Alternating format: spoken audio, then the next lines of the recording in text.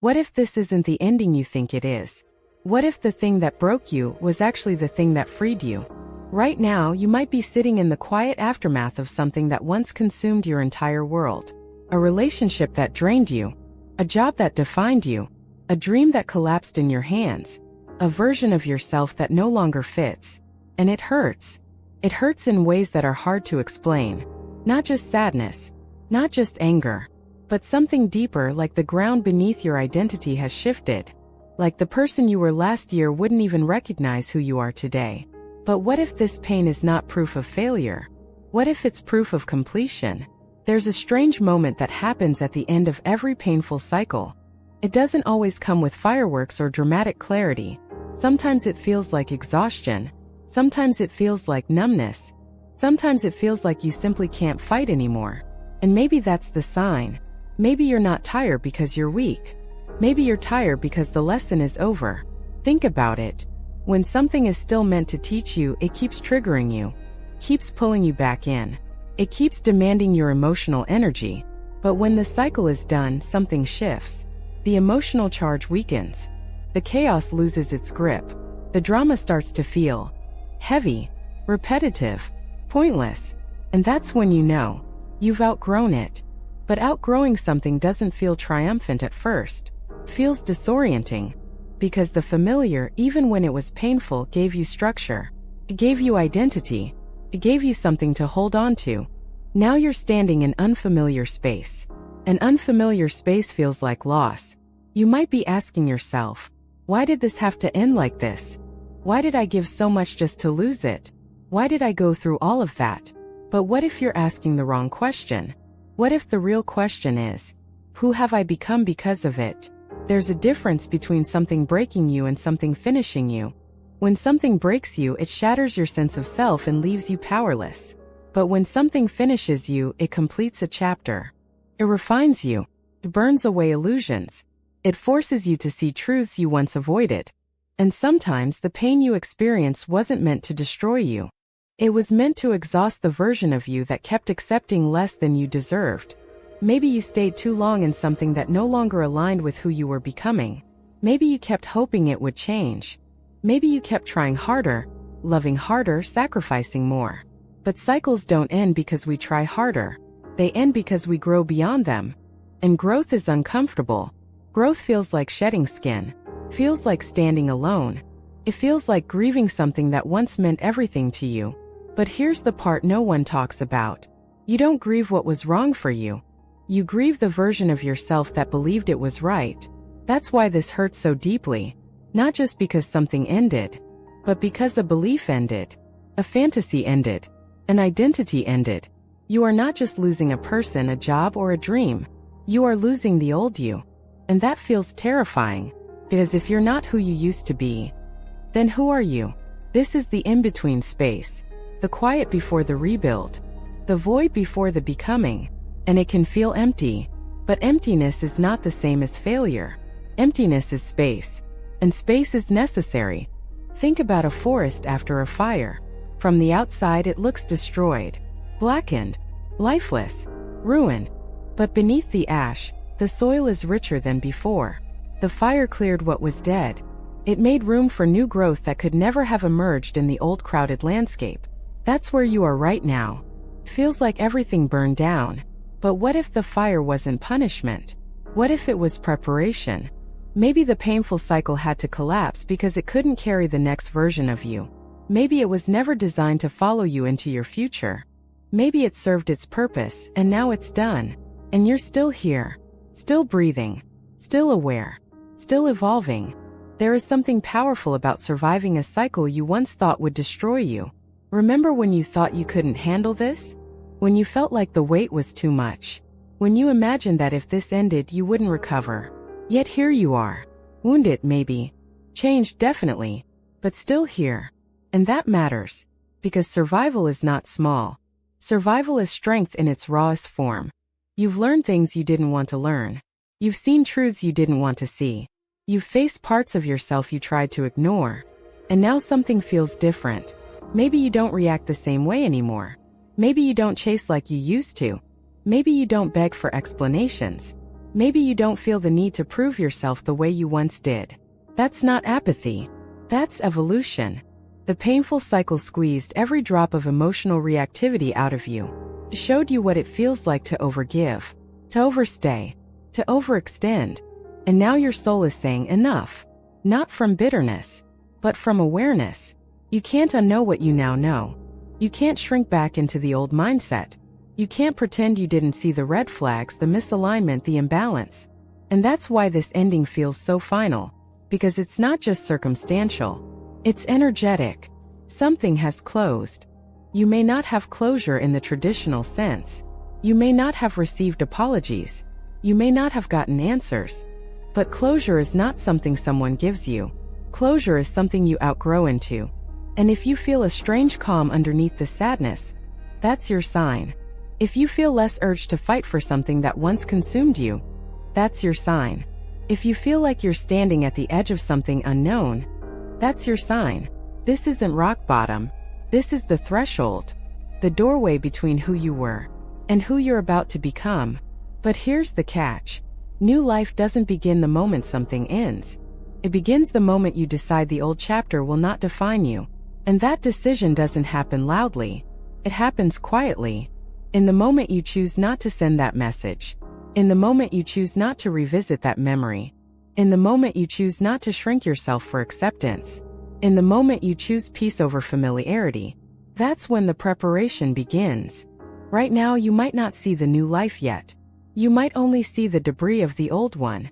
But the absence of the old is the first proof that something new is making its way toward you. Cycles do not end randomly. They end when your soul has extracted what it needed. And if you've just finished a painful cycle, it means you passed something. It means you completed something. It means you are no longer the same person who entered that storm.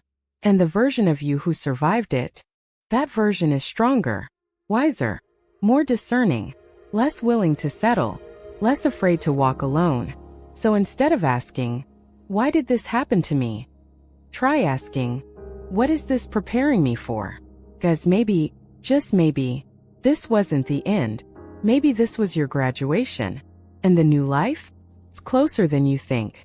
Before we talk about your new life, we need to honor what you just walked through. Because you didn't just have a hard time. You survived a cycle.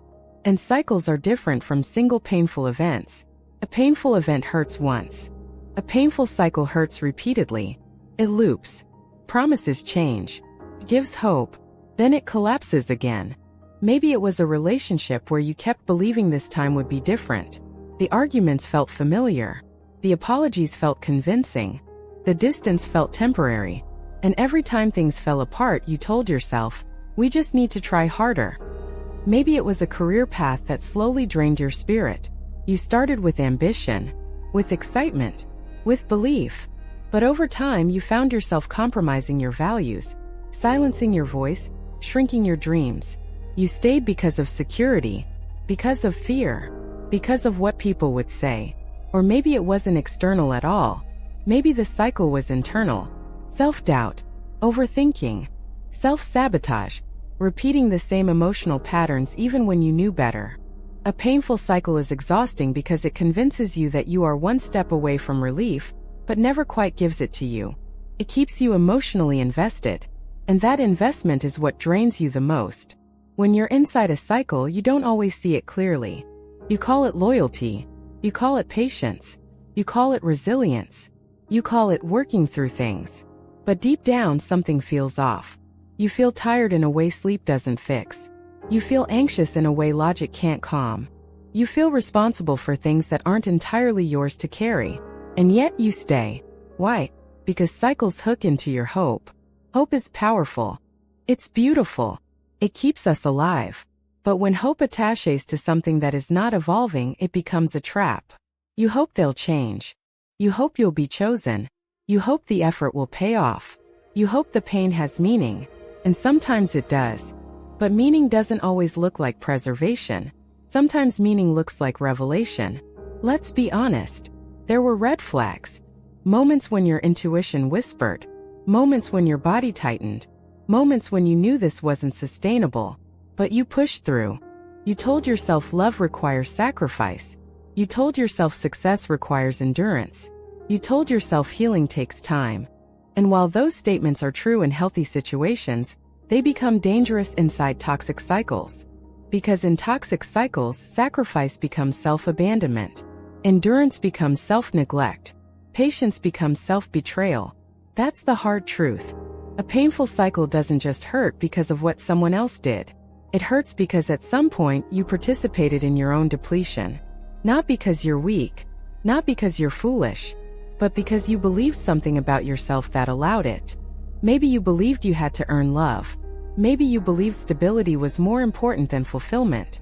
Maybe you believed being chosen mattered more than choosing yourself. And that belief kept you looping. Cycles persist when lessons are incomplete. And the lesson isn't always about the other person or the external situation. Often the lesson is about boundaries, about self-worth, about discernment, about recognizing when effort becomes desperation. The painful cycle you just finished likely exposed patterns you didn't want to admit were yours. It showed you how you respond to rejection. It showed you how you react to uncertainty. It showed you how far you're willing to go to avoid loneliness. And that awareness can feel uncomfortable, because it means you can't just blame the other side anymore. You have to look at yourself. But here's the empowering part. If you participated in the cycle, that means you have the power to end it. And you did. Whether it ended through a dramatic breakup, a sudden collapse, a quiet resignation, or simply emotional detachment, something shifted. Something inside you said, I can't keep doing this. That sentence is sacred. I can't keep doing this is not weakness.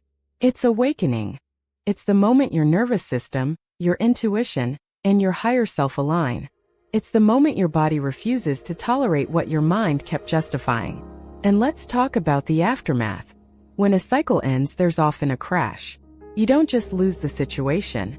You lose the rhythm, the routine, the familiarity of chaos. Even unhealthy dynamics create structure. You knew when the tension would build. You knew when the apology would come. You knew when the affection would return. It was predictable in its unpredictability. Now that rhythm is gone, and silence can feel terrifying. You might wake up and feel disoriented. You might reach for your phone out of habit. You might replay conversations in your mind.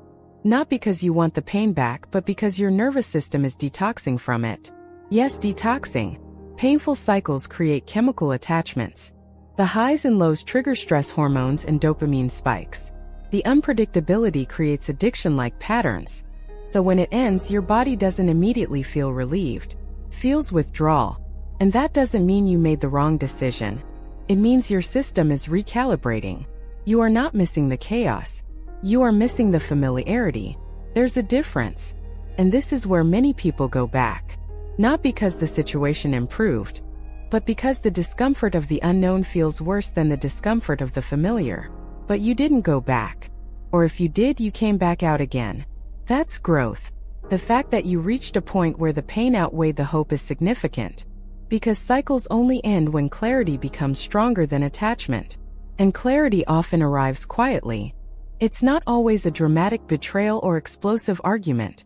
Sometimes it's just a moment of stillness where you realize, I deserve better than this. Not in an arrogant way, in a grounded way, in a tired, honest, soul-level way. You might not even feel angry anymore. That's another sign the cycle is complete. When you're still fighting, you're still invested. When you're still trying to prove your point, you're still hooked. But when you feel a quiet acceptance, even if it's painful, that's completion. It doesn't mean you don't care. It means you're done bleeding for it. And here's something important. Finishing a painful cycle does not mean you failed. It means you extracted the lesson. Maybe the lesson was about standards. Maybe it was about self-respect. Maybe it was about recognizing your own patterns. Maybe it was about finally choosing yourself.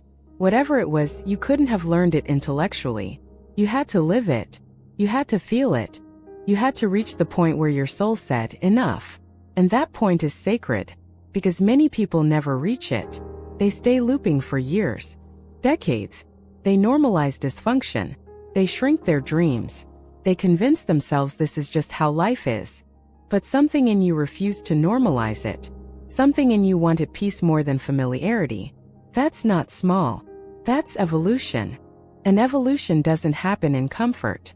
It happens in breakdown. The painful cycle stripped you. It exposed your fears. It forced you to confront uncomfortable truths. But it also strengthened you. You now see patterns faster. You sense misalignment sooner. You feel red flags in your body before your mind tries to rationalize them. That awareness is a gift born from pain. So before you rush into the idea of your new life, pause. Honor the fact that you survived something heavy. Honor the nights you cried. Honor the moments you doubted yourself. Honor the courage it took to walk away, even if walking away felt like losing. Because sometimes losing the wrong thing is winning your future. And if you're standing here now, in the quiet aftermath, feeling exhausted but strangely clearer, that's not emptiness. That's space. And space is where new life begins. But first you had to finish the old one. And you did. There is a moment in every painful cycle when it doesn't just hurt anymore. It collapses. Not slowly. Not gently. It breaks. And when it breaks, it can feel like your entire world is falling apart. The relationship ends. The opportunity disappears. The illusion shatters. The identity you built begins to crumble. The future you imagined dissolves in front of you. And your first instinct is to ask, why is this happening to me? But what if the better question is, what is this breaking open inside me? Because breakdown and breakthrough are not opposites. They are twins. We've been conditioned to see breakdown as failure, as weakness, as evidence that something went wrong. But breakdown is often the moment when what was unsustainable can no longer hold itself together. And that's not always a tragedy.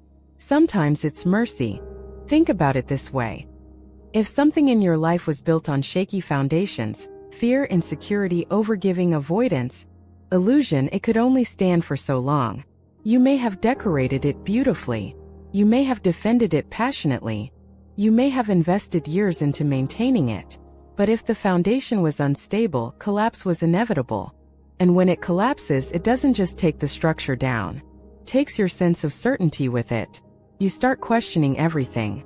How did I not see this? Why did I stay? Was any of it real? Who am I without this? These questions are not signs that you're lost. They are signs that you are awakening. Because breakdown strips away denial. It removes the distractions. It exposes the truth. And truth can be uncomfortable. Maybe the truth was that you were settling. Maybe the truth was that you were afraid to be alone. Maybe the truth was that you tied your worth to being needed. Maybe the truth was that you built your life around approval instead of authenticity. Breakdowns force confrontation. They don't allow you to hide behind routines, roles, or rationalizations anymore. And that's why they feel violent. Because they tear down the protective layers you built around your pain. But here's the deeper layer most people miss. Breakdowns are not random. They happen when the old version of you can no longer contain the growth trying to emerge. Imagine a caterpillar inside a cocoon. From the outside it looks still, quiet, safe, but inside there is chaos.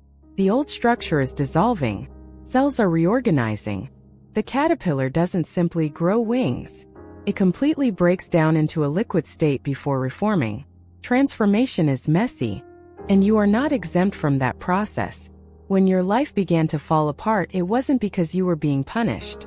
It was because the container you were living in was too small for who you were becoming. Maybe you were outgrowing that relationship long before it ended. Maybe you were shrinking yourself to keep peace. Maybe you were tolerating behavior that once felt acceptable, but no longer aligned with your standards. Growth creates tension. And when tension builds long enough, something has to give. So it gave. And it hurt. Because even when something is wrong for you, it can still feel familiar. And familiarity is comforting. Breakdowns remove comfort. They force you into the unknown. And the unknown is terrifying. You can't predict what's next. You can't control the narrative. You can't rely on old patterns. You're standing in uncertainty, and your mind wants to rush back to what feels safe, even if what felt safe was slowly suffocating you. But here's the paradox. What felt safe was not safe. It was just known. And growth requires leaving the known. There's a reason so many breakthroughs happen after rock bottom. It's not because suffering is required for success. It's because rock bottom removes the illusion that you can keep pretending. When everything is kind of okay, you tolerate. When everything collapses, you awaken.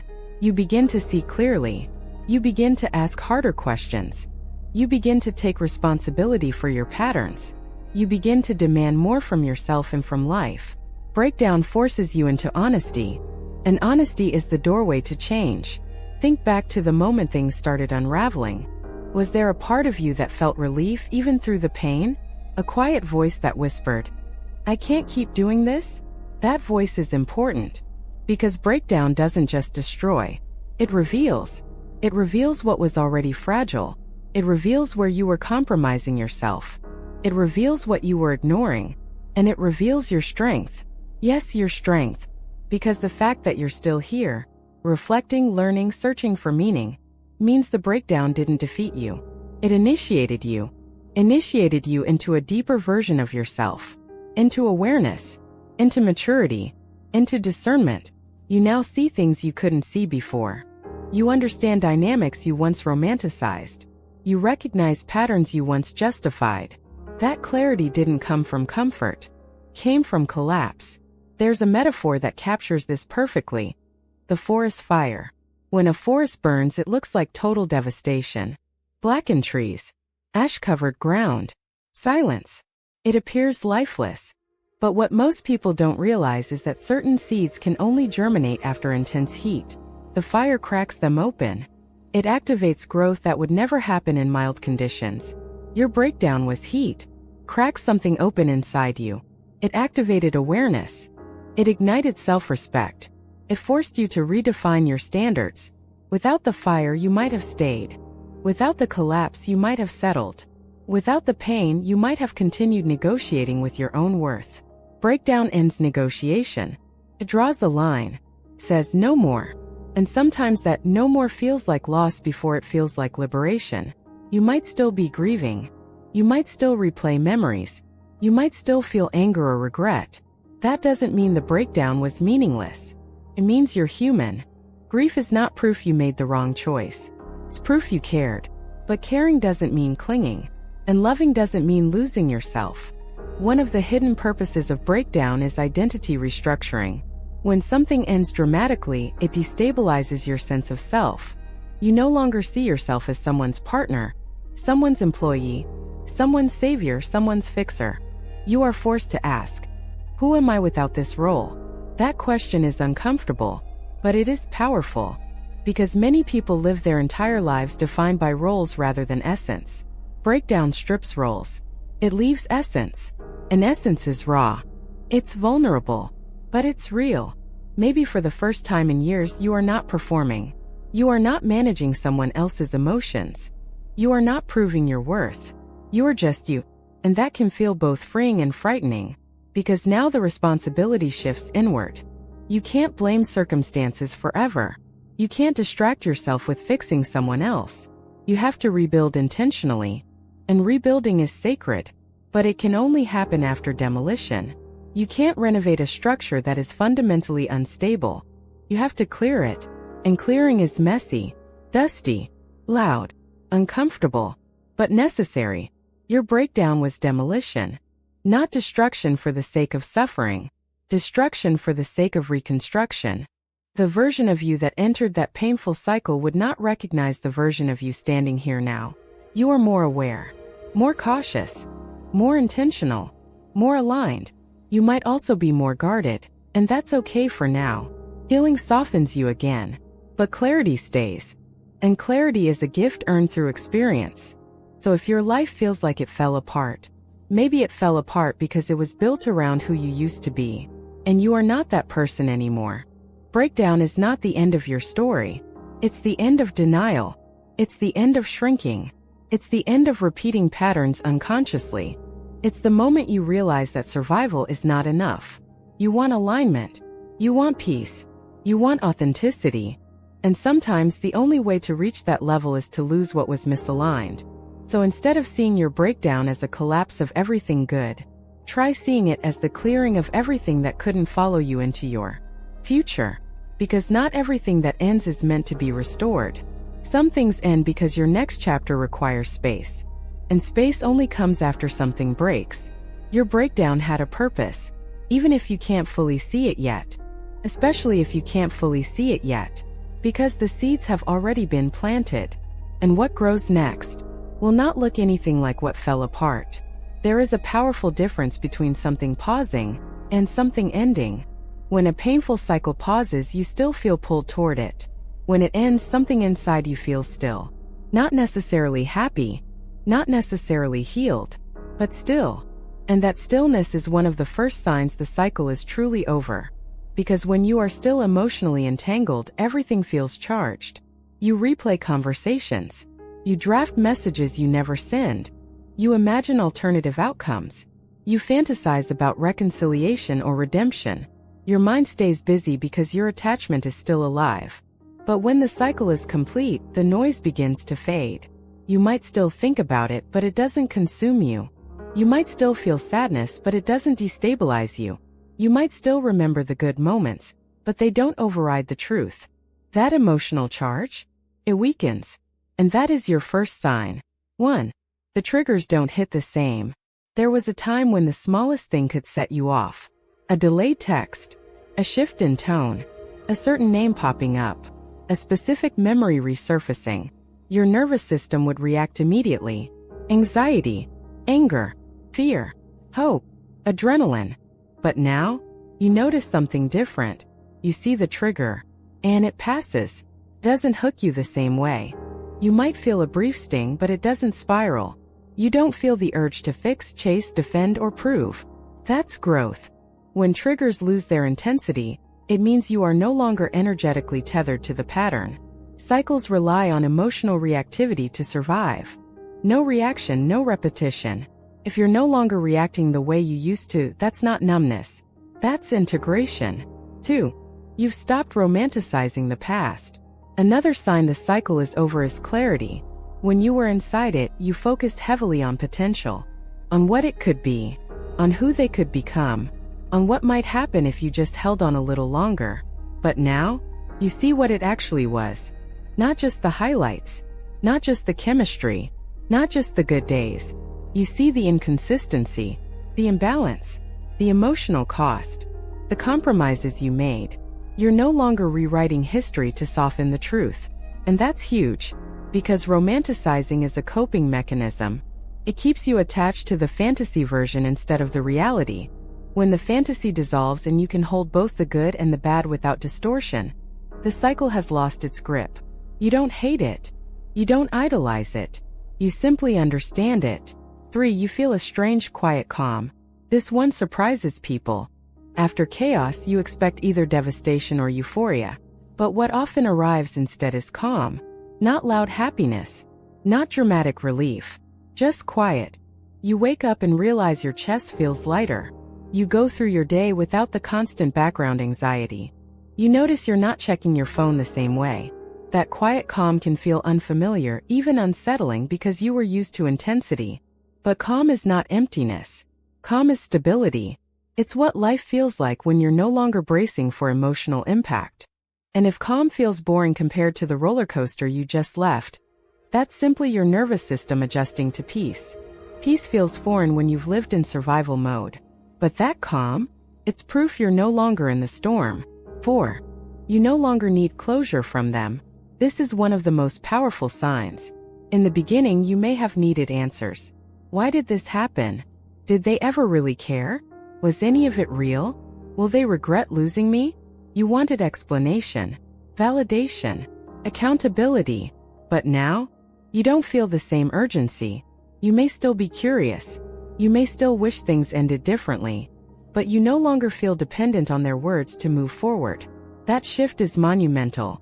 Because needing closure from someone else keeps you energetically tied to them.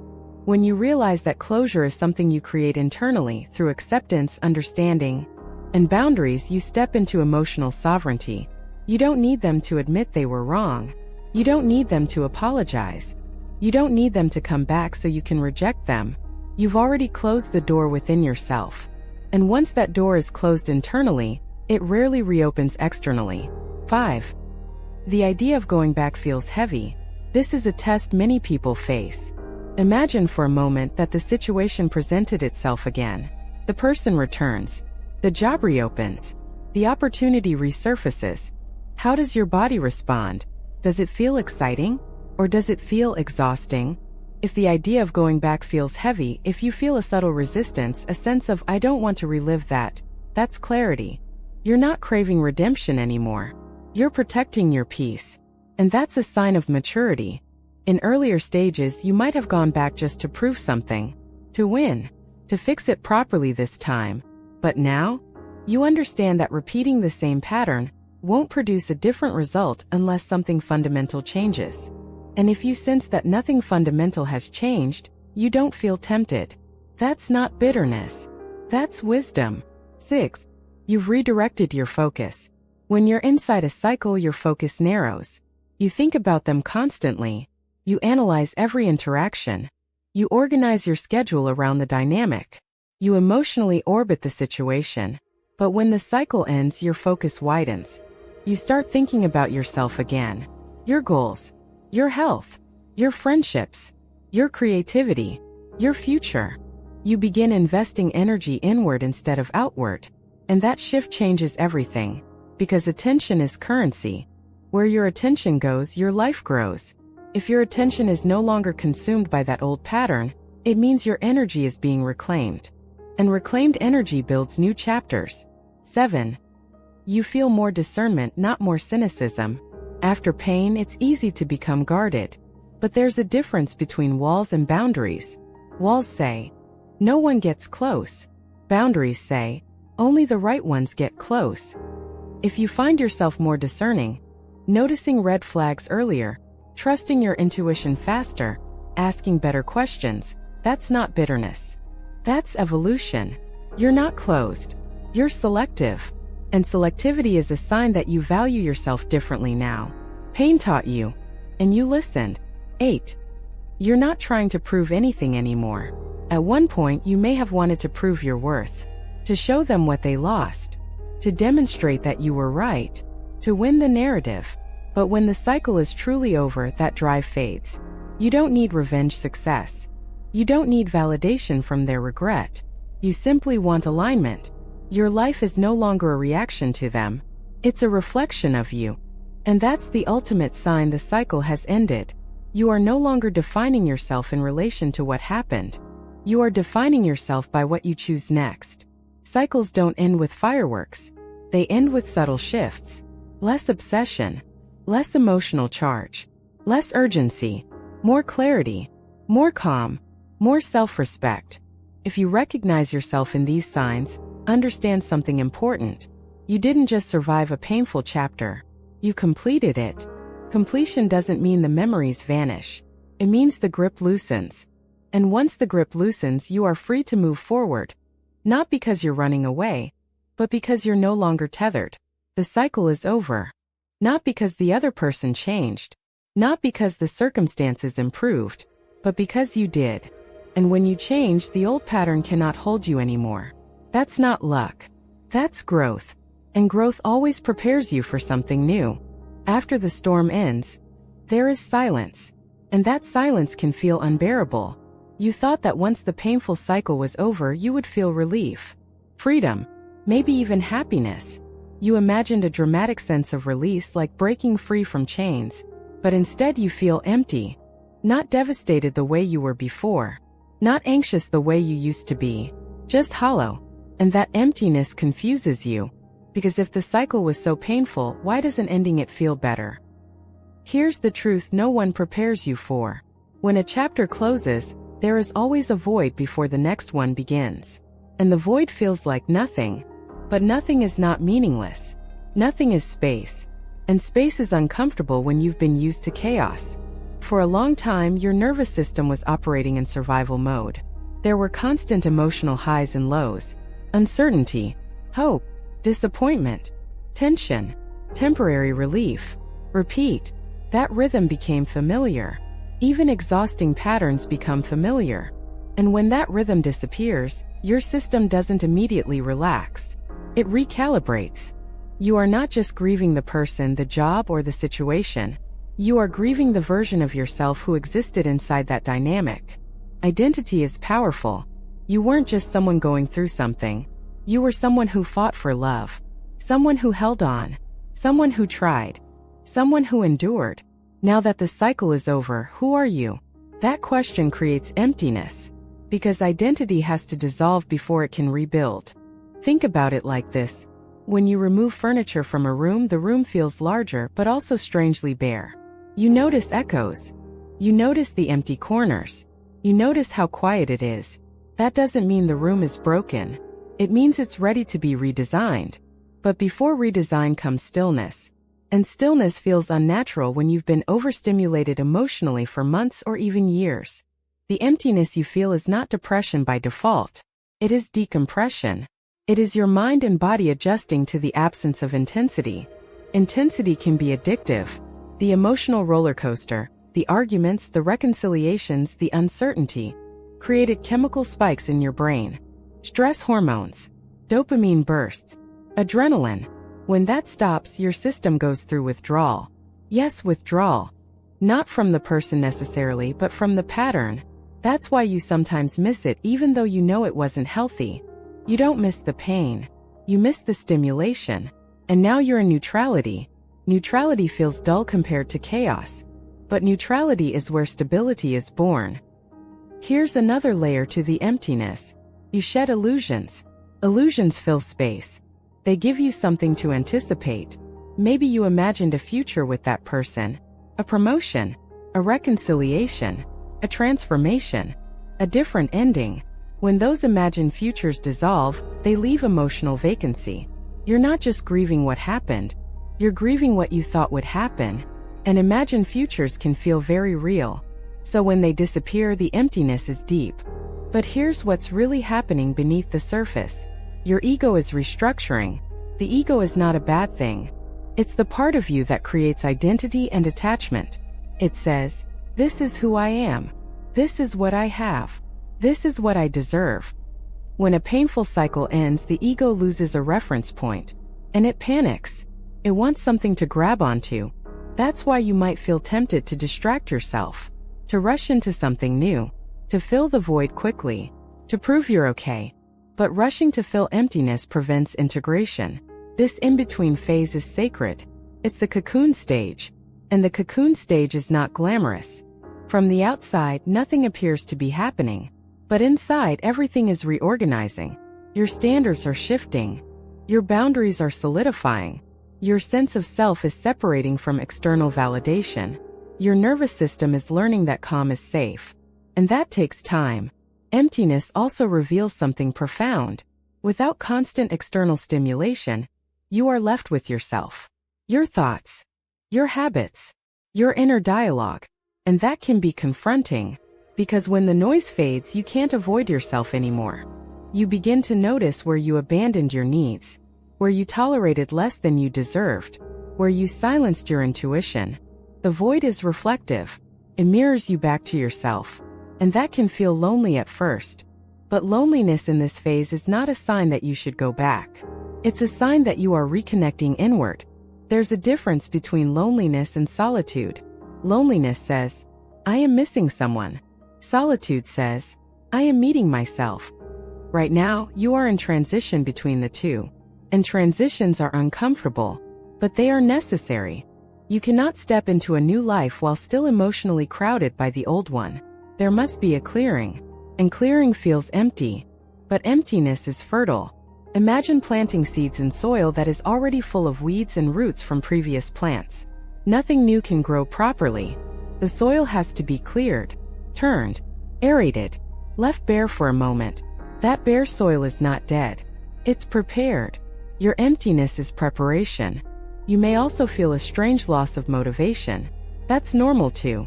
For a long time, your motivation may have been fueled by survival, by proving something, by trying to fix something. Now that the struggle is gone, you don't know what to push toward. That doesn't mean you've lost ambition. It means you are shifting from reactive living to intentional living. Reactive energy is intense but unsustainable. Intentional energy is steady but requires clarity. And clarity emerges in stillness. Another reason you feel empty is because you are no longer distracted by potential. Potential is intoxicating. The idea of what something could become keeps you emotionally engaged. Without that fantasy, you are grounded in reality. And reality at first feels plain. But reality is stable. And stability allows authentic joy to grow. Joy that isn't based on chasing. Joy that isn't based on validation. Joy that isn't dependent on someone else's behavior. The emptiness is not a punishment. It is detox. It is recalibration. It is the quiet recalculating of who you are and what you want now. If you sit with it instead of running from it, something beautiful begins to happen. You start noticing small things. Peaceful mornings. Moments of clarity. Ideas about your future that are not connected to the past. You begin imagining a life that doesn't revolve around fixing, chasing, or proving. And that imagination is softer, less desperate, more grounded. The void is not permanent, but it is essential, because if you skip it, you repeat patterns. If you rush to fill it, you rebuild the same dynamic in a different form. This space is teaching you to be enough on your own, not in a defensive way, in a complete way. It's teaching you that your identity is not tied to who stays or who leaves. It's teaching you that calm does not equal boredom. It equals safety. And safety is the foundation for healthy love, healthy work, healthy ambition, healthy self-worth. Right now, you may feel like you are in limbo. Not who you were. Not yet who you're becoming. But limbo is a bridge. And bridges are not destinations. They are passages. You are crossing from one version of yourself to another. And in the middle of that crossing, it feels like nothing is happening. But everything is happening. You are learning to sit with yourself without distraction. You are learning that peace does not need intensity. You are learning that emptiness is not absence. It is openness. And openness is where your new life will enter. So if you feel hollow right now, if you feel quiet, if you feel like something ended but nothing has begun, don't panic. Don't rush. Don't fill the space just to avoid it. Sit in it. Breathe in it. Trust it. Because the void is not the end. It is the womb of your next beginning. And what grows from here will not be built from desperation. It will be built from awareness. And that changes everything. Now that the cycle has ended, now that the breakdown has revealed its purpose, now that you've moved through the void, this is where preparation begins. Not preparation in the loud, dramatic sense. Not new year, new me. Not proving anything to anyone. This preparation is quiet. It's internal. It's foundational. Because your new life will not be built on motivation alone. It will be built on identity. And identity is formed from the inside out. If you don't rebuild internally, you will recreate externally. That's the truth. You don't attract what you want. You attract what you tolerate. So if your standards haven't shifted internally, your reality won't shift sustainably. This chapter of your life is not about chasing something new. It's about becoming someone new. And that work begins with radical self-honesty. 1. Rebuilding self-worth without external validation. During the painful cycle, your worth may have been tied to outcomes. Did they choose you? Did they respond? Did you succeed? Did you fix it? Did you prove yourself? Your value fluctuated based on someone else's behavior or approval. That pattern has to end here. Because if your worth depends on external confirmation, your peace will always be unstable. Preparation begins when you detach your value from being chosen. You stop asking, "Why wasn't I enough?" And start asking, "Why did I accept less than I deserved?" That shift changes everything. Self-worth is not arrogance. It's internal stability. It's knowing that someone's inability to meet you does not reduce your value. It's understanding that misalignment is not rejection of your essence. It's incompatibility of direction. To rebuild self-worth, you must observe your self-talk. What do you say to yourself when you make mistakes? How do you speak to yourself when you feel lonely? Do you shame yourself for staying too long? Do you criticize yourself for not seeing the signs earlier? Preparation requires compassion. You cannot build a new life on self-punishment. You survived the cycle with the awareness you had at the time. Now you know more. And knowing more allows you to choose differently, not to condemn your past self. Speak to yourself like someone you are responsible for protecting. Because you are. 2. Setting boundaries that reflect who you are becoming. In your previous cycle, there were likely moments when you ignored your intuition. You felt discomfort but stayed silent. You sensed misalignment but rationalized it. You tolerated behavior that slowly chipped away at your confidence. Preparation means that does not happen again. Boundaries are not about controlling others. They are about defining what you will and will not participate in. A boundary sounds like, I don't feel comfortable with that. I need consistency to feel secure. If this continues, I will step away. And the key part? You follow through. Boundaries without enforcement are suggestions. Preparation means you stop negotiating your non-negotiables. You define your standards before you are emotionally attached again. Ask yourself, what behavior drained me in the last cycle? What patterns did I excuse? What red flags did I minimize? Write them down. Not from bitterness, from clarity. You are not building walls. You are building filters. And filters protect your energy from being invested in what cannot reciprocate it. 3. Rewriting the internal narrative. Every painful cycle leaves behind a story. Maybe your story became, I always attract the wrong people. I'm too much. I'm not enough. I ruin things. I'm unlucky. Preparation means interrupting those narratives. Because the story you tell yourself determines the choices you make.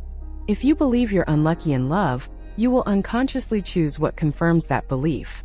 If you believe you're too much, you will shrink yourself to avoid abandonment.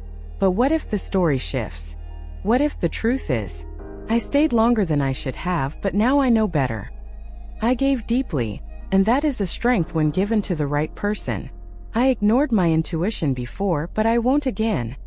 The event does not define you. The interpretation does. Rewrite your interpretation, not to deny reality, but to empower growth. Instead of seeing the painful cycle as evidence of your failure, see it as training. It trained your discernment, trained your resilience, it trained your boundaries. That narrative builds strength instead of insecurity. 4. Learning to choose peace over chaos. If you've lived in emotional intensity for a long time, peace might feel boring. You may unconsciously equate passion with unpredictability. You may confuse drama with depth. Preparation means recalibrating your nervous system to recognize calm as safe. Healthy connections feel stable. Healthy opportunities feel aligned. Healthy growth feels steady, not chaotic. Ask yourself honestly, do I mistake inconsistency for excitement? Do I equate anxiety with chemistry? Do I feel drawn to what feels familiar even when it hurts? These patterns don't make you flawed. They make you human. But awareness allows you to choose differently. The next time something feels intense too quickly, pause. Intensity without foundation is not depth. It's stimulation. Peace may feel subtle at first, but subtle is sustainable, and sustainable is powerful. 5. Strengthening your relationship with solitude. One of the biggest internal preparations is learning to be alone without feeling incomplete. Not isolated, not withdrawn, but comfortable in your own presence. If you rush into something new to avoid loneliness, you carry the old pattern forward. Solitude teaches you who you are without performance, without pleasing, without proving. Spend time doing things that reconnect you to yourself. Journaling, walking, creating, learning, not as distractions but as anchors. When you enjoy your own company, you no longer tolerate dynamics that disturb your peace. Because peace becomes your baseline, and anything that threatens it feels obviously misaligned. 6. Developing emotional responsibility. Preparation also means taking ownership of your emotional responses. In the last cycle, you may have blamed the other person entirely. And yes, they may have contributed heavily. But growth asks, where did I abandon myself? Where did I override my boundaries? Where did I ignore my needs? This is not about self-blame. It's about self-empowerment. When you recognize your role, you reclaim your agency. And agency means you don't repeat it. You can't control someone else's behavior, but you can control how long you stay when your needs are not met. That realization changes your future dramatically. 7. Clarifying your values before the next chapter. Who are you becoming? What matters now that didn't matter before? Maybe stability matters more than intensity. Maybe mutual effort matters more than potential. Maybe authenticity matters more than approval. Write down your core values. Not what sounds impressive, what feels true. Because when you are clear on your values, decisions become easier. You don't debate red flags. You don't rationalize misalignment. You don't cling to what contradicts your priorities. You simply choose alignment. Preparation is not about becoming perfect. It's about becoming conscious. Conscious of your patterns. Conscious of your triggers. Conscious of your worth. Conscious of your direction. Your new life will not be built by accident. It will be built by awareness. And awareness is internal work. No one may see this phase. There are no public celebrations. No dramatic announcements. Just quiet strengthening. But this quiet work determines everything that follows. Because when you change internally, your tolerance changes. Your standards change. Your reactions change. Your choices change. And when your choices change, your life changes. You are not preparing to find something better. You are preparing to become someone who no longer settles. That difference is powerful. And when your internal foundation is solid, what enters your life next will not be chaos. It will be alignment. And alignment feels very different from what you've known before. Feels steady. Feels mutual. Feels safe. But first, you must become the version of yourself who can recognize it and maintain it. That is the preparation. And you are already doing it. Let me ask you something uncomfortable. If your old life knocked on your door tomorrow, would you let it back in? Not because you want to, but because it feels familiar. This is where most people sabotage their rebirth. They do the inner work. They cry. They journal. They heal. They forgive. But they never change their environment. An environment is stronger than intention. You cannot build a new life while standing in the ruins of the old one pretending the walls aren't still crumbling. So Chapter 7 is about something practical, tangible, real, external shifts. Because when a painful cycle ends, your outer world must reflect your inner transformation. 1. The environment mirror. Look around you right now. Your room, your phone, your habits, your social circle, your daily routine. Does it represent who you are becoming, or who you used to be? We underestimate how deeply our surroundings program us. A messy space can reinforce mental chaos. Old photos can reopen emotional wounds. Late-night scrolling can reconnect you to people you promised yourself you'd release. Conversations with certain friends can quietly pull you back into old patterns. Energy lingers in places. Think about how you feel walking into a hospital versus a library versus a beach. The space affects you before you even think. So here's the truth. If you just finished a painful cycle, your environment likely still carries the emotional fingerprint of that chapter. And if you don't consciously change it, it will subconsciously recreate it. 2. Physical space reset. Let's start simple. Clean your space. Not just tidy. Reset it. Rearrange furniture. Remove items tied to painful memories.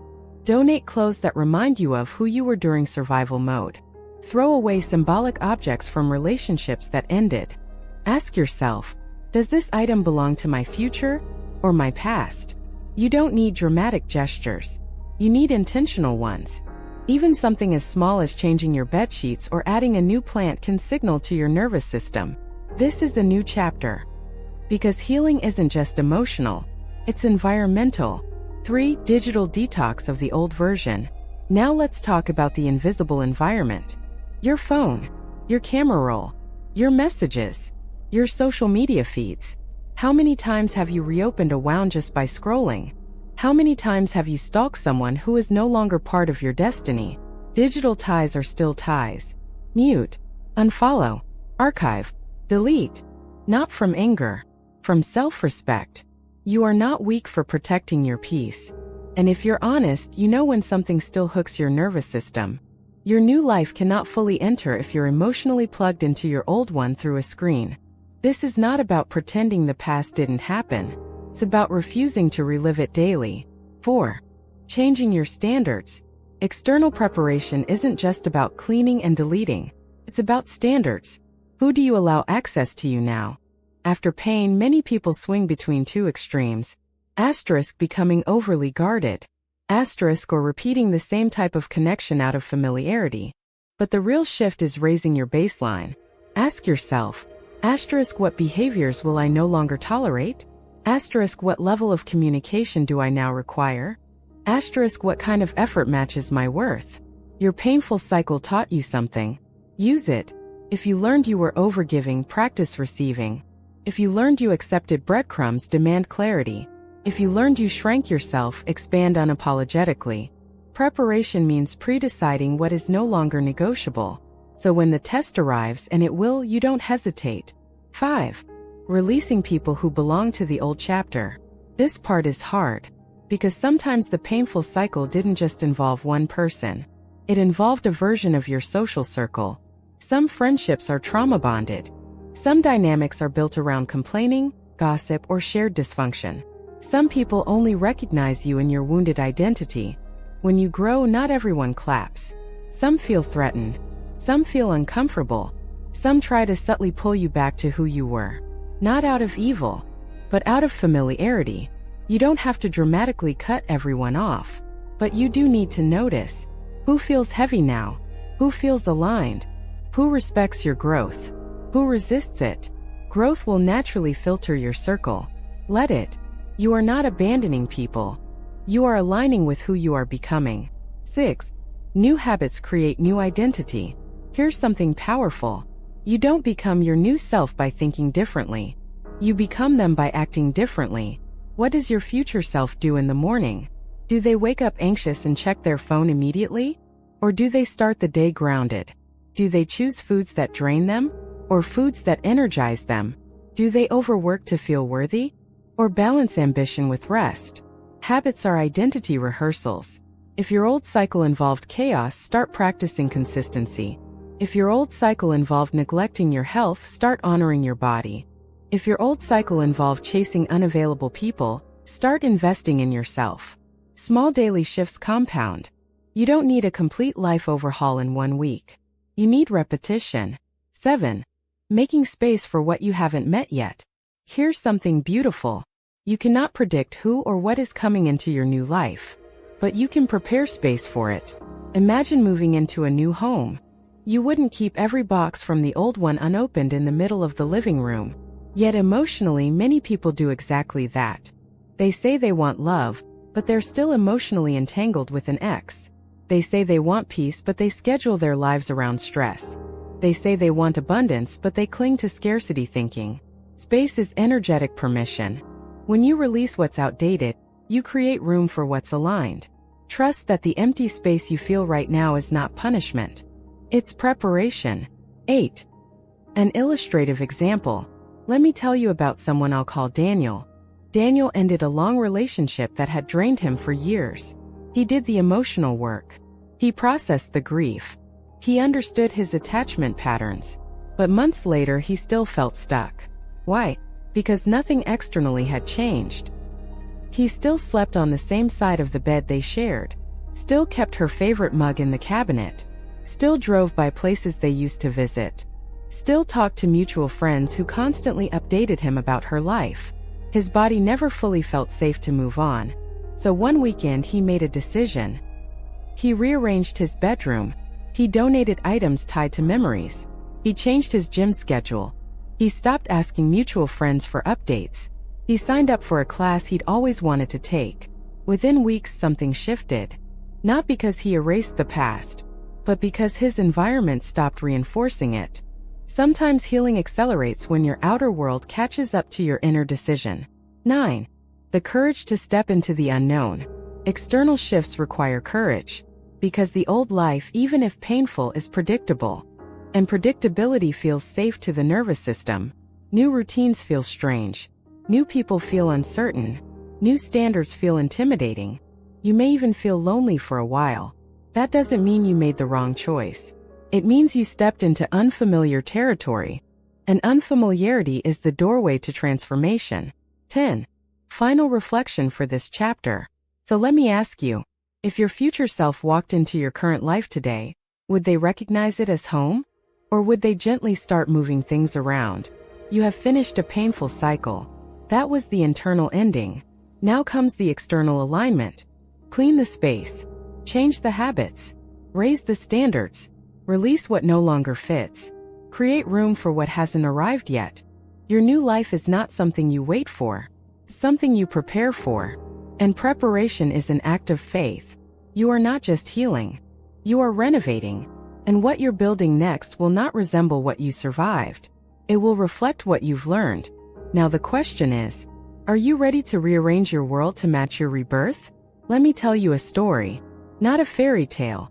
Not a perfectly polished success story. But a real transformation, the kind that doesn't look beautiful while it's happening. I want you to see yourself in this. 1. The collapse. Her name was Maya. From the outside, Maya looked stable. She had a long-term relationship, a decent job, a small apartment she decorated carefully, and a routine that made her look put together. But internally, she was exhausted. Her relationship felt like walking on eggshells. Conversations turned into misunderstandings. Silence became punishment. She kept shrinking herself to avoid conflict.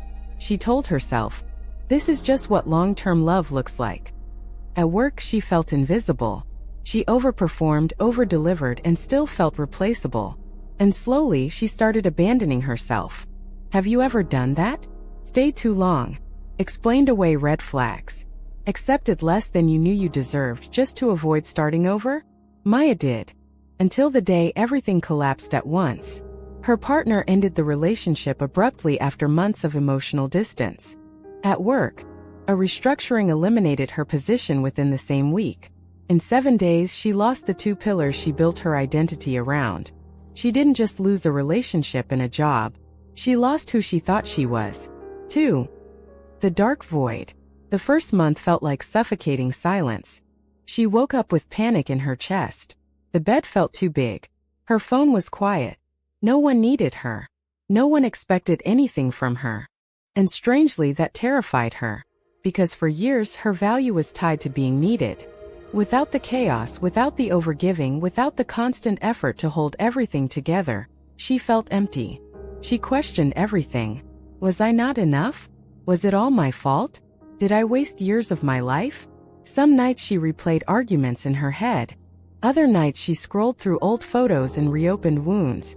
The painful cycle had ended, but the identity built around it hadn't. And that's where most people get stuck, mistaking the void for failure. But the void isn't failure.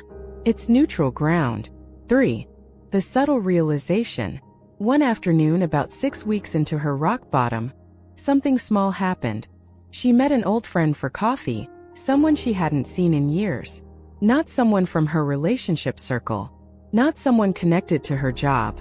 Just someone who knew her before she started shrinking. Mid-conversation, her friend said something simple. "You look tired, but lighter." Lighter. No one had ever described her that way. That word echoed in her mind for days. Lighter. She realized something uncomfortable. As painful as the breakup was, she no longer felt anxious checking her phone. As scary as unemployment was, she no longer felt dread on Sunday nights. For the first time in years, she wasn't performing. She was just existing. And in that space, she started noticing how much tension she had normalized. Have you confused adrenaline for love? Stress for ambition? Anxiety for passion? Maya began to see that the cycle didn't just end randomly. It ended because she outgrew it. 4. The turning point decision. The real turning point wasn't dramatic. There was no motivational speech. No sudden opportunity. No instant glow-up. It was a decision made quietly in her kitchen one morning. She looked around her apartment, still filled with shared memories, and said out loud, "I don't want to rebuild the same life." That sentence changed everything. Not because her circumstances shifted immediately, but because her standards did. She stopped asking, "How do I get back what I lost?" and started asking, "What kind of life would actually feel safe and expansive?" That shift in question is powerful, because when you try to recover the old version of your life, you recreate the same cycle. When you design from clarity, you evolve. 5. External changes, internal confidence. Maya began making small but intentional changes. She rearranged her furniture. She removed photos from walls. She stopped checking her ex's social media. She updated her resume, but this time, only applying for roles aligned with her values. She also did something she had avoided for years. She went to therapy, not because she was broken, but because she wanted to understand why she tolerated emotional inconsistency for so long. In therapy, she uncovered patterns. Asterisk fear of abandonment. Asterisk overfunctioning to feel worthy. Asterisk avoiding conflict to keep love. The painful cycle wasn't random. It was familiar. And that realization gave her power. Because once you see the pattern, you can break it. 6. The unexpected invitation. 3 months later, something unexpected happened. She was invited to a small networking event by a former colleague. Normally, she would have declined, too anxious, too uncertain, too self-conscious. But this time she thought, this is not the old me. So she went. At that event, she met someone who later connected her to a new job opportunity, not just a job, but a role in a smaller company where her voice mattered. The salary was slightly lower than her old one, but the environment felt peaceful. And for the first time, she chose peace over prestige. That was growth. Growth isn't louder. It's wiser. 7. The new relationship with herself. Months passed. The grief softened. The anger dissolved. The desperation disappeared. And something surprising happened. She stopped wanting her ex back. Not from pride. Not from resentment. But from clarity. She realized she had been negotiating for love that required performance. Now she wanted love that felt calm. And because she no longer radiated anxiety, the energy around her shifted. She wasn't chasing. She wasn't convincing. She wasn't proving. She was choosing. There's a difference.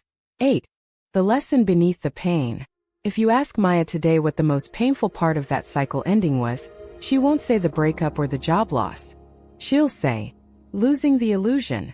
Because the illusion felt safer than uncertainty. But the illusion also kept her small. Your painful cycle likely held an illusion too. Asterisk the illusion that this is the best you can get. Asterisk the illusion that chaos equals chemistry. Asterisk the illusion that overworking equals worth. Asterisk the illusion that if you just try harder, it will finally stabilize. But cycles end when illusions crack. And when illusions crack, identity shifts. That shift is uncomfortable, but it is sacred. 9. The reflection. Now let me ask you, what if what ended wasn't taken from you, but removed for you? What if the relationship ending protected you from years of emotional erosion?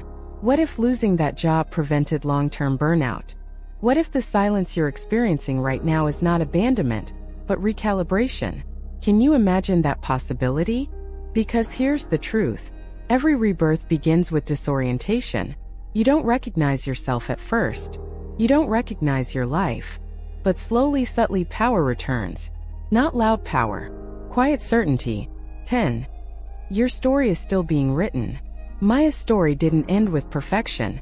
It evolved with intention. She still has hard days. She still feels doubt sometimes.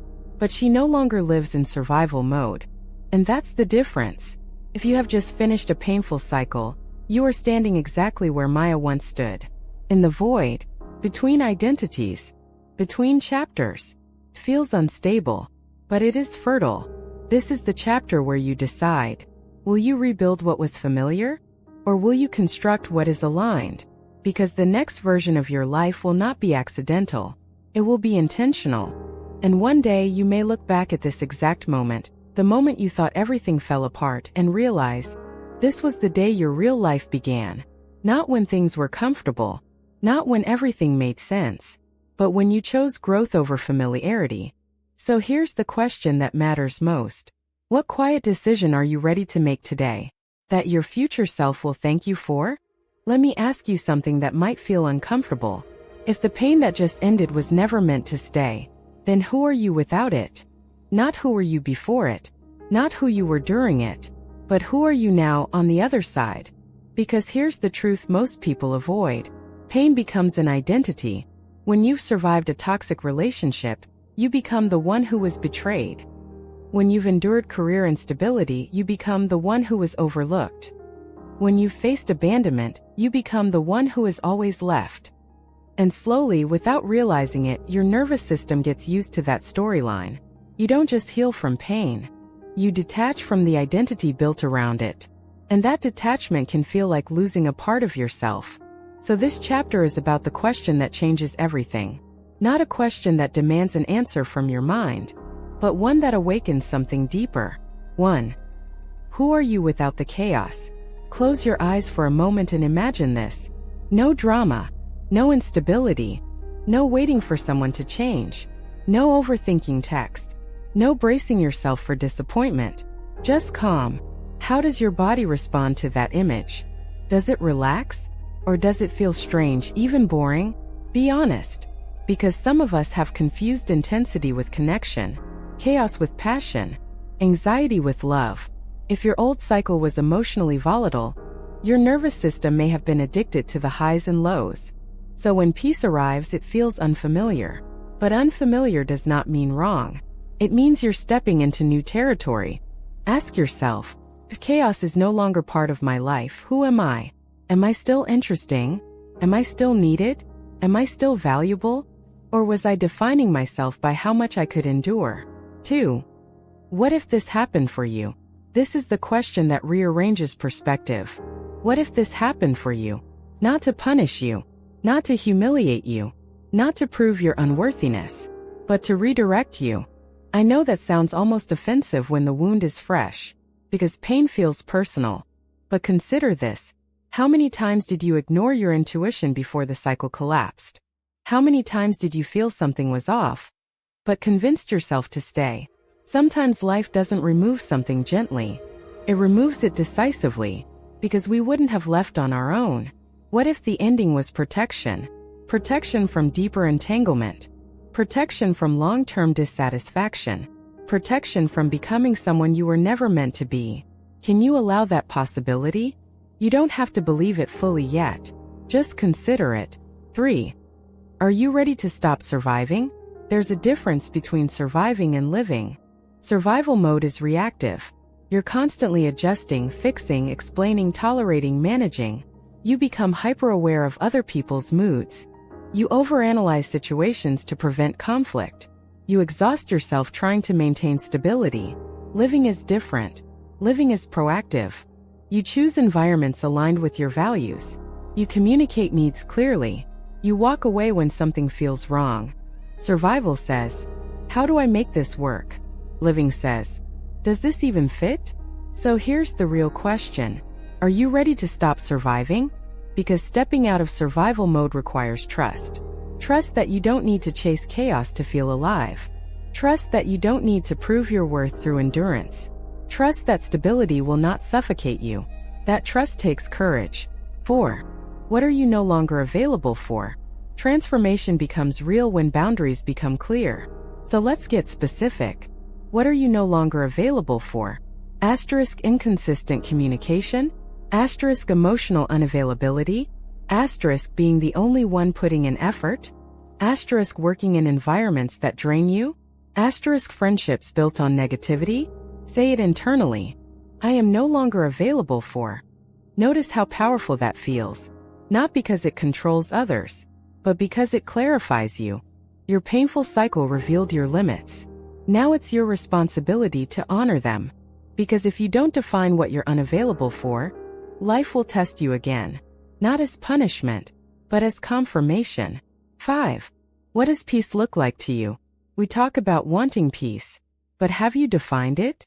Peace isn't silence. Peace isn't isolation. Peace isn't perfection. Peace is safety. Safety in your body. Safety in your relationships. Safety in your daily routine. Ask yourself, what would my life look like if I felt emotionally safe every day? Would I speak differently? Dress differently? Choose differently? Would I stop explaining myself so much? Would I stop apologizing for existing? Often we say we want love, but what we truly want is safety. And safety starts with self-trust. 6. Who are you becoming? You are not who you were before the cycle. You cannot unlearn what you've learned. You cannot unknow what you now see clearly. So who are you becoming? Stronger? More discerning? Less tolerant of half effort? More connected to your intuition? Growth isn't always glamorous. Sometimes it looks like saying no more often. Sometimes it looks like sitting with loneliness instead of texting someone toxic. Sometimes it looks like choosing rest over proving yourself. Your new identity is forming quietly. The question is, are you cooperating with it? Or are you resisting it because it feels unfamiliar? 7. The fear of outgrowing people. Here's a question that many avoid. What if your growth makes certain relationships uncomfortable? Are you prepared for that? When you change, not everyone celebrates. Some people benefit from your self-doubt. Some people feel secure when you're unsure. Some dynamics only function when you're overgiving. So when you step into clarity, it disrupts the balance. That disruption is not your fault, but it is your responsibility to navigate. Ask yourself, am I willing to be misunderstood for the sake of alignment? Because growth often comes with temporary loneliness, but misalignment comes with long-term dissatisfaction. Which cost are you willing to pay? 8. If you fully trusted yourself. This is the deepest question of all. If you fully trusted yourself, what would you do differently right now? Would you send that message? Or would you not send it? Would you apply for that opportunity? Would you move cities? Would you finally say what you've been holding back? Fear clouds clarity, but beneath fear, your intuition is steady. Your painful cycle sharpened it. You now recognize red flags faster. You feel misalignment quicker. You sense emotional shifts more clearly. So why doubt yourself now? Trust is built through action. Small actions align with your inner voice. 9. The mirror moment. Imagine standing in front of a mirror 6 months from now. The version of you who stayed committed to growth. The version of you who didn't run back to familiarity. The version of you who prepared for their new life instead of mourning the old one endlessly. What would they say to you today? Would they say, "Thank you for not settling. Thank you for enduring the loneliness. Thank you for choosing long-term peace over short-term comfort"? You are building that version right now. With every decision, with every boundary, with every moment you choose yourself. 10. The question that changes everything. So here it is. The question that shifts timelines. Are you ready to let your old identity die, so your real one can live? Not halfway, not temporarily, fully, because rebirth requires release, and release requires courage. You have already endured the ending. Now comes the conscious choice. Will you rebuild the same patterns with different faces? Or will you elevate your standards so high that your past can no longer access you? You have just finished a painful cycle. That was the closing. This is the doorway. Step through it intentionally, because the quality of your next chapter depends on the questions you are brave enough to ask today. And the most powerful one is this: who am I choosing to become now? Take a deep breath. Not the shallow one you take when you're anxious. Not the one you take when you're bracing for impact. A real one. Because if you've made it this far, emotionally, mentally, spiritually, you are not at the end. You are at the threshold. And thresholds are sacred. They are the quiet spaces between what was and what will be. They don't look dramatic. They don't come with applause. But they mark the moment everything changes. You have just finished a painful cycle. Not everyone survives that consciously. Not everyone reflects, learns, grows. Some people repeat. But you're here. That means something. 1. You are not who you were. The person who entered that painful cycle is not the person standing here now. Back then, you tolerated things you didn't understand yet. You overextended because you didn't know your limits. You chased clarity from people who were confused themselves. You ignored intuition because you wanted connection. But now, you see patterns faster. You feel red flags in your body. You understand the cost of self-abandonment. Pain refined you. It stripped illusions. It exposed weaknesses. It forced honesty. That wasn't punishment. That was preparation. 2. The quiet power you've earned. There is a kind of power that comes from success. And there is a deeper power that comes from survival with awareness. You now carry the second kind. You know what emotional instability feels like. You know what burnout feels like. You know what misalignment feels like. And because you know it, you will recognize it sooner next time. That awareness is your armor, but it's also your compass. You don't need to become hardened. You need to become discerning. There's a difference. Hardness blocks connection. Discernment filters it. You are not meant to close your heart. You are meant to protect it wisely. 3. The temptation to go back. Before we move forward, let's acknowledge something real. There may be moments when you feel tempted to return. Return to the relationship. Return to the job. Return to the dynamic that once felt familiar. Not because it was healthy, but because it was known. The unknown can feel lonelier than the unhealthy. And that's where many people sabotage their rebirth. They confuse discomfort with wrongness. But discomfort often signals growth. The caterpillar dissolves before it becomes the butterfly. Transformation feels like chaos before it looks like beauty. If you feel disoriented right now, it doesn't mean you made a mistake. It means your identity is recalibrating. Stay with it. 4. Designing your new life intentionally. Now comes the most important part. Preparation turns into creation. You don't stumble into a new life accidentally. You design it. Ask yourself, what kind of relationships do I want to experience now? Not based on attraction alone. Not based on chemistry alone. But based on stability, respect, reciprocity. What kind of work do I want to engage in? Not just for income, but for alignment. What kind of daily rhythm supports my nervous system? Morning routines, sleep habits, digital boundaries. Your new life isn't one big decision. It's 1,000 small ones. And each small aligned decision builds momentum. 5. Becoming the version who can sustain the blessing. Here's something powerful. Sometimes the reason we don't receive better sooner is because we weren't ready to sustain it. A healthy relationship requires emotional maturity. A peaceful environment requires boundaries. A fulfilling career requires self-belief. The painful cycle trained you in those areas. You learned what drains you. You learned what triggers you. You learned where you overcompensate. Now you can adjust. Your next chapter won't just be about receiving more. It will be about being ready for more. 6. Trusting divine timing. Even if you don't call it that, there's a timing to growth. You couldn't have understood these lessons 5 years ago. You might not have been strong enough to walk away earlier. You might not have seen clearly before the collapse. But you see now. And that's enough. Trust that clarity came when you were capable of holding it. Trust that the ending happened when it needed to. Trust that what is aligned with your growth will meet you at the level you've reached. You don't have to chase your next chapter. You have to prepare for it. There's a difference. 7. The identity shift is complete when. The identity shift is complete when. Asterisk, you stop romanticizing what hurt you. Asterisk, you stop blaming yourself for outgrowing people. Asterisk, you stop needing closure from those who can't provide it. Asterisk, you stop negotiating your boundaries to keep peace. That's when you know the cycle truly ended. Not when the tears stop, but when the attachment dissolves. And attachment dissolves when self-worth rises. You don't miss what disrespected you. You don't crave what destabilized you. You don't chase what confused you. That is evolution. 8. Your future self is closer than you think. Picture your life 1 year from now. You've stayed consistent. You've honored your growth. You've resisted returning to what was familiar but misaligned. What does your environment look like? Who surrounds you? How does your body feel waking up in the morning? That version of you is not a fantasy. It's a trajectory, and you're already on it. Every time you choose healing over habit, every time you choose boundaries over approval, every time you choose peace over passion-driven chaos, you step closer. 9.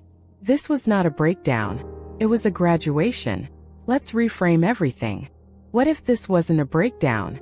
What if it was a graduation? You completed a karmic lesson. You closed a repetitive loop. You mastered something that once controlled you. Graduation doesn't always feel celebratory. Sometimes it feels like loss. Because growth requires leaving something behind. But you don't cry at graduation because you failed. You cry because a chapter ended. And endings, even necessary ones, carry emotion. Honor that emotion. But don't confuse it with regret. 10. Your declaration. This is the moment. Not dramatic. Not loud. But decisive. Say it internally. I am ready for my new life. Not because you feel fully confident. Not because you have all the answers.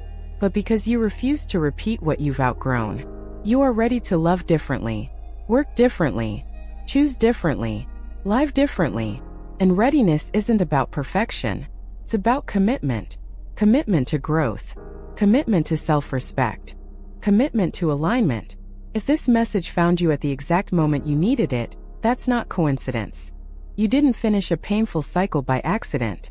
You finished it because your soul was done settling. Now it's time to prepare consciously for what's next. So here's what I want you to do. Comment below. I am ready for my new life. Not for me. For you. Because when you declare something publicly, you anchor it internally. And if you know someone who just closed a painful chapter, someone doubting themselves right now, share this with them. Let them know. The ending was not their destruction. It was their initiation. Your new life is not coming. It is forming. And you are not starting over. You are starting wiser. Now step forward. Your next chapter is waiting.